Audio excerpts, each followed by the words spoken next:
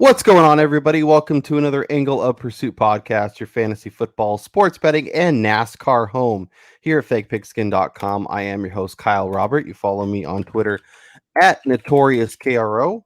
With me once again to break down another NASCAR race, this time with the Instacart 500. It's Brian Twining. What's up, Brian?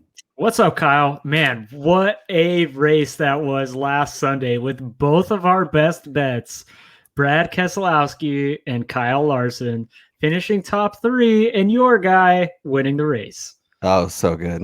It was It was fabulous. It was a nice little Sunday drive for those last 30 laps. Like I was so ready for like a caution to come out, the pack to bind up, and Larson just to have to fight for it. But I didn't have to even worry about that. He just cruised all the way home. It was so nice. I had him at 10-1 on the outrights. It was very nice payday after a rough weekend of betting college basketball, but that's neither here nor there. Speaking of that, so few show things to get out of the way. First of all, Brian and I will be here probably Monday to break down the bracket. We're going to go region by region, talking about our favorite outrights, favorite teams to bet against, all that good stuff. So we'll be doing that. As soon as the bracket comes out, we'll go through it together and then, go region by region for you guys with all of our betting picks for that. So make sure you check that out. Hit the subscribe button, turn on the bell notification if you want to get that in your feed as soon as it drops. If you're enjoying what we're doing, make sure you mash that thumbs up. It really does do a lot to help us. If you know other people that enjoy NASCAR content, both betting and DFS, send them our way. Let's all win together. Let's keep it rolling. I'm just checking, Brian, to see if any of our listeners from last time rode the wave with us. Let's see here. There was some pushback on your Keselowski, which I thought was funny. And normally, yeah, when you back Keselowski or Logano, things do not go well. So Keselowski ended up coming through. No picks on the last video, but if you have a pick for this week, it could be a top 3, top 5, outright, whatever. Let us know in the comments. Let us know who you like, or if you have a favorite, below 8K DFS play. Let us know down there. Brian and I we'll get into that, Brian, but I got a feeling we're going to be diving deep a little bit because there's some really nice names at the top of the board that we're going to want to jam in there, and so we'll have to figure all that out. Yes. But let's start like we always do. Let's do some betting picks. Let's take a look at the odds board for the week, and I will pull that up right now. And that's what we're looking at for the Instacart 500. Chase Elliott is your favorite, followed quickly by Brad Keselowski, Denny Hamlin, Kevin Harvick, Kyle Busch, all the way down.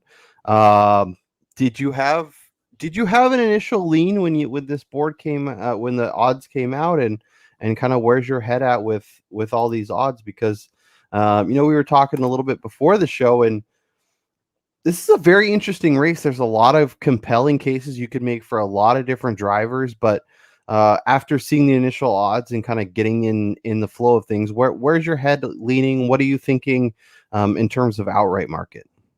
Well, I mean, when looking at the pure statistics at this track here, it's apparent that the guy who dominates here would be one Kyle Busch, and he's kind of right there in the middle of the pack in terms of to win at 8-1. So I was I'm kind of looking at him just in terms of trying to find that value bet, because picking at the top of the board is not something that neither you or I like to do. Mm-hmm. But he's not really racing that well this year. I know he's improved over the last couple of races, but he just doesn't seem to be able to be getting the breaks during the end of the 2020 season and the beginning of this one. So for me, I immediately jumped towards the top of the board, and I'm looking at a guy who,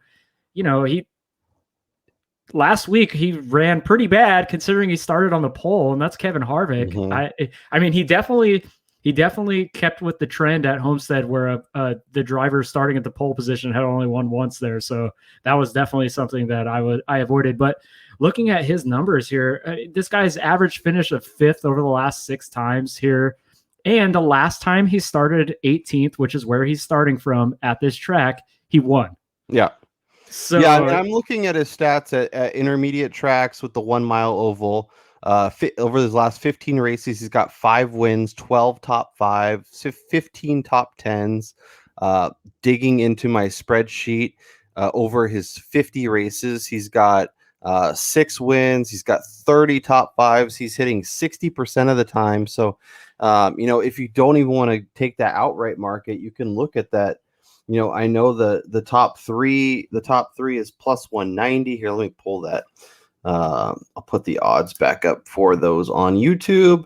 And you can actually look at his top 5 finish, which is also, it's minus 103. So it's basically even money, just a little bit less. But, I don't hate that either. If you're looking to, supplement it outright with a bankroll build or something. That way, if he has a really good race and doesn't get the checkered flag, you're not absolutely crushed at the end of the day. Yeah, and something of note with Harvick here, he also has 15 consecutive top 10s at this track, which, I mean, if you're looking to just kind of pad the bankroll, taking that minus 315 number might be something you want to do. Obviously you got to bet a lot more than what you normally would for the return. But I mean, this is a guy who he just does not finish outside the top 10 at this track. I think he's only done it twice or 3 times in his career. So he is a guy who runs really well here, just like Kyle Busch, who like normal, it's hard for me to pick at the top of the board. So I will be looking at Harvick or Busch when betting outrights here. Yep. I like Harvick a lot. I also like Ryan Blaney a lot. He's 16 to 1. If you want to dive a little bit deeper down the board, really came together last week in Vegas. Started to show some of what he made him so special last year, and kind of became really interesting. I mean, he doesn't have quite the success of a Kyle Busch or Kevin Harvick. But I think he does enough compelling things to make a 16 to 1 or like a 4 to 1 top 3 bet incredibly compelling for me. Yeah, and when talking about Blaney over the last 4 races, he has 2 third place finishes, a 6th place finish, and then the first race here last year he actually crashed out of the race. So yeah. I mean, 3 of the last 4 inside the top 6 at a 16 to 1 to win the race. That's a great value. Yep. Something I can definitely get behind. As I mentioned, that 4 to 1 for a top 3. His top 5 market is plus 225 for a top 5. So that's definitely something I can get behind. I don't like, once again, I like supplementing my outrights with a top 3, top 5. Yeah. So I don't get absolutely crushed if my predictions come to fruition, but not completely. Do we want to dive a little further down the board? I have a name, but if there's someone that interests you, go ahead. I mean, basically the only other guy listed on here that I would even consider betting as an outright would be Eric Amarola. He's ran really well. I mean, I love that 50 to 1 number to put like $5 on that. But other than that, I really don't think there's anyone that I'm looking at, especially considering my little tidbit for this race is 15 of the last 20 winners have started 13th or better, and half of the last 20, so 10, have started in the top 10, with 6 of the last 7 starting within the top 10. So if these guys are not starting in the first 5 rows, they're probably not winning. It's kind of other scary. Than Kevin Harvick, maybe. And I texted you, I think yesterday or today, I'm not really sure. I said, I feel like we're going to have a lot of crossover, and Eric Almirola is absolutely crossover. I'm 1000% on board. The 50 to 1 is nice, but I will not be investing there. But the 12 to 1 for a top 3 and the 6 to 1 for a top 5 is absolutely going to be on my betting card come Sunday. Like Yep. I don't know what I'm missing, and we're gonna switch over and talk some DraftKings here in a little bit, but I feel like I'm gonna have a lot of Almirola exposure, and we'll see how that goes. Should we switch over and talk a little DK? Yeah. Okay. I'll start with my core for the week. Kevin Harvick, 11,900. There's the aforementioned Amarola at 9,000. I can't quit Eric Jones at 7,100. He's kind of been either awesome or terrible. There hasn't been a lot of in between. And Cole Custer at 6,700 is somebody that jumped out to me as well. We'll show. I'll throw up yours here in a second, but it's a really interesting week. Kevin Harvick at obviously your most expensive at 11.9. Elliott 11.5, Logano 11.1, Kyle Busch 10.8. I would love to start my lineup with Harvick and Kyle Busch. I think Kyle Busch can get those dominator points. I think Kevin Harvick has a chance to not only improve on his, significantly improve on his 18th overall, but legit chance to win this race. So if I could start there, I will. But that really puts the rest of your salary behind the 8 ball. And if I start those two guys, that I'm looking at like 6,800 for each of my next 4 drivers. Obviously, we can dive really deep, and I think you put a name on there as well that will make starting with a top heavy heavy lineup a lot easier to do. But is that what you're trying to do? Are you trying to hit the top of the board, or are you just trying to grab maybe one of those guys and then dive down and kind of build from there? So I had texted Kyle prior to us recording here, telling him that this was probably, of the races this season, the most difficult for me to build a lineup with, because of the value and the success levels of the guys who are priced up this week, and trying to find those guys at the back end who you could do a filler with. So for me, getting started, I think I probably will be filling in with some expensive dudes to begin. And I had a really tough time. I will have a ton of Eric Amarola as well. And the reason why I have Daniel Suarez thrown in there is because when looking at Kyle's little research of these similar kind of tracks, when looking at his 36 career races at tracks similar to this, he's finished in the top 10 33% of the time, which, it's not fantastic, and he's not a great driver, and he's improved over last year. He's not necessarily the driver he was 4 years ago, but a guy who's starting 27th, like a Suarez at 5,900, who can either maintain that position or possibly move up a couple spots. I'm looking for that, just a few points, no negatives, hopefully. And then I can go back in and fill with an Almirola or, an Eric Jones or even a Ryan Blaney, and then go deeper into the group as well. Yeah, and it really makes life a lot easier when you can dive into a guy like Suarez, sub 6K, has a ton of potential for upgrades, and I feel like his team's going to be one of those that gets better as the season goes along. They're going to make improvements. They're going to realize ways to make the car better, and I think Suarez was really put in a hole by what car he drove last year. It just didn't have the horses to keep up. I think as the season goes along, he's going to realize that the car he has this year is a lot more capable, and he's going to push it a little bit harder, get into spots that maybe he wouldn't normally. We don't need him to win the race if he's starting 27th, but if he can finish 14th or 12th or even in that top 10, even in the top 20, I think is kind of worth that value of 5,900, because you're just looking for, double digit points out of him, which is a few spots moved up, and, maybe a top 15, like you're saying. Yeah. Especially if you want to attack the top of the board. Like, I'm going to have a hard time not using Kevin Harvick. I'll probably have some lineups without him. Yeah. But I'm either going to start Harvick or Kyle Busch and build down from there. A Blaney Almirola combo in the 9K, and then Jones at 7,000. I guess he's cheaper. He was 7,100 last week. So some really nice value. There's some interesting names.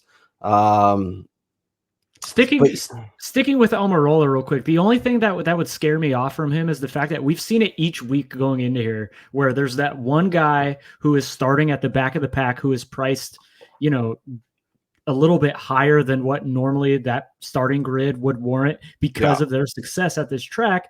And when looking at a guy like Amarola, I mean, he's 9K, starting 32nd, so that offers a ton of, passing points. But he started the season pretty terribly. So you run the risk of maybe the skills are slightly diminished, maybe the car isn't as good as what it has been, and he's more of a middle of the pack driver, no longer competing for those top tens, and then you run the risk of spending up for somebody who just winds up being okay and being stuck in the group of everybody's going to have him. Yeah, well, that's the thing. If you want to be different, if you're doing some of the big GPPs, avoiding Harvick out in Almirola, I think is going to be a way to make yourself really different. Now you're going to also, be playing with a lot of fire with two guys who have done tremendous at this track and have a lot of room for improvement from their starting position. But yeah, you could get rid of Harvick, you could get rid of Almirola, and something like Kyle Busch and Brad Keselowski and Ryan Blaney, and you still have 6,600. I put in Suarez and Eric Jones, and then I could put in, a Ryan Newman or a Chris Buescher, and kind of make some lineups work. So that's definitely another way to attack it. If you want to be a little different. The name that you also included was Denny Hamlin, which I think is interesting. I feel like he might be a little overlooked this week. I'll have to, I'm curious to see as we get closer to Sunday, some of the names that happen to pop up on Twitter and whatnot. But Hamlin's been running amazing, has success at these kind of tracks, but he's not like in a tremendous outlier where he stands out above the rest like Kevin Harvick. So that might be a different way to go as well, where you can kind of squeeze him in and find some value. Yeah, I mean, he's the 9th most expensive driver for a guy who 4 of the last 6 races he's finished in the top 5. So starting from the 3rd position at a track where traditionally guys starting in the top 10 win the race. So I think that he has a tremendous opportunity to win, and with the 3rd best betting odds. So I think that's kind of an indication of where they think he could finish here. Yeah. And factoring in what his price is, I think that's a really good value for him. Yeah, especially if you want to pivot off of, if you want him to basically be your dominator to start the race. Yep.